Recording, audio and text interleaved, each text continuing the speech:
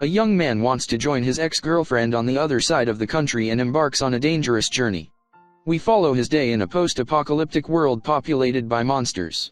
Seems like a nice movie, but I ain't got time for that. Please do me a recap. Okay. Hey you, don't forget to subscribe and hit the like button. Bon visionnage. The film opens with Joel Dawson, played by Dylan O'Brien, narrating what happened to Earth. 7 years earlier, a meteor called Agatha 16 came hurtling toward the planet, but the nations prevented impact by launching rockets to destroy it. Unfortunately, this led to chemical compounds raining down on Earth's creatures, mutating things like insects, crabs, or slugs into gigantic monsters. Within a year, 95% of the human population is gone. Joel has been living in a bunker colony with survivors ever since. Joel is the only one in his colony who doesn't have a romantic partner. He usually has to listen to everyone have sex near him, and his biggest asset to them is making minestrone and occasional handiwork since he has a problem with freezing when it comes to monsters. He usually draws the ones he's seen and keeps a guide for how to survive in the new world. One afternoon, he manages to make contact with his old high school girlfriend Amy, played by Jessica Hennick, over the radio. She is staying with another colony of survivors at Jenner Beach, just 85 miles from where Joel is. Suddenly, their connection is cut when an ant monster breaches the colony. Joel wants to prove himself to the others that he can fight them too. Against everyone's orders, Joel goes out armed with a crossbow and finds one of his mates getting devoured by the ant. The monster finds Joel, who freezes before the ant is shot with an arrow and then decapitated. A flashback is shown of the day that the monster apocalypse began. Joel and Amy were sitting on a hill in her car overlooking the town. He drew a picture of her but admits that it's terrible. As they start to make out, they hear sirens and see the rockets being launched. They proceed to head back to their loved ones. Joel decides to go out on his own to find Amy, but the rest of the colony advises against it because it would be extremely dangerous and he is wildly unprepared for what is out there. Joel says that he does not want to spend the end of the world alone, so the others relent and let him go with whatever weapons he can carry. Not long into his venture, he finds a frog monster in a pond. Joel is helped out by a stray dog, who bites the frog's tongue when it tries to eat Joel. He follows the dog into a bus, where he sees that the dog is called Boy. He keeps a red dress that belonged to his previous owner, and he gets defensive when Joel touches it. Joel stays in the bus with Boy for the night. In the morning, Joel tries to head off on his own, but Boy wants to follow. Joel allows it and finds that Boy becomes an excellent companion. He even manages to keep Joel from eating poison berries. While walking, Joel falls into a nest of worm monsters. He is found by survivors Clyde and Minnow. They help pull him out and kill the creatures using a echidna and a grenade. The two berate Joel for being out in the field with the little expertise that he has, but they offer to let him and Boy join them on their venture to the mountains where the temperature is too cold for monsters. Clyde and Minnow teach Joel a few things about dealing with monsters, such as how to identify some of them. The worms were sand gobblers, and they even help him improve his aim with his crossbow. On their journey, they find a giant snail monster that they call boulder snails. Clyde has Joel take off his shirt so that the creature may carry off with his scent to draw the other monsters away from them.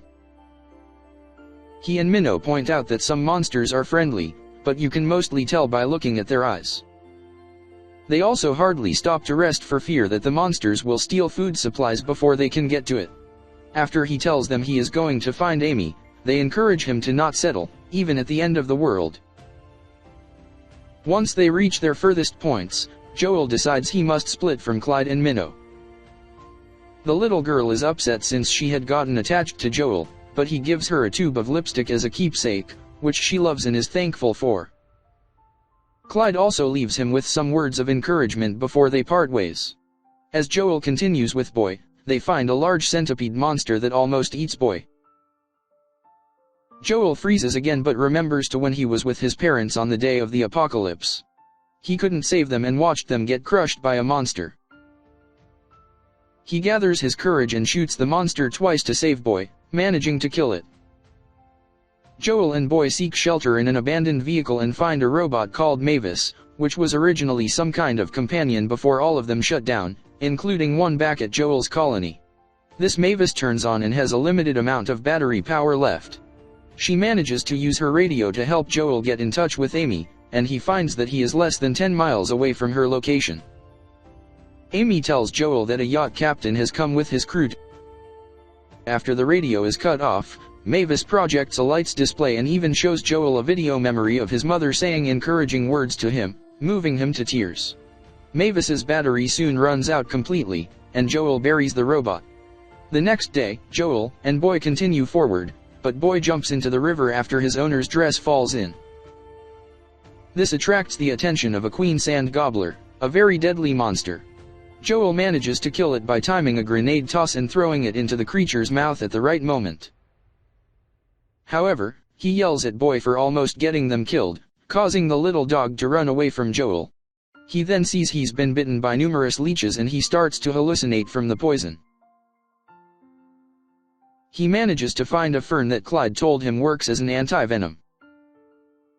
He then appears to see Amy and a few of her fellow survivors approaching him.